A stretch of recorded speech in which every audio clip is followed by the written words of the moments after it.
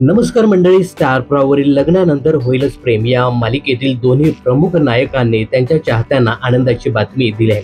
काही दिवसापूर्वीच या मालिकेतील विजय आंधळकर यांनी घर खरेदी केल्याचं चाहत्यांना सांगितलं.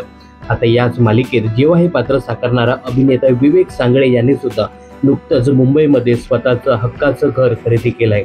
नुकताच गृहप्रवेशाचा व्हिडिओ लोकमत फिल्मीने शेअर केला आहे.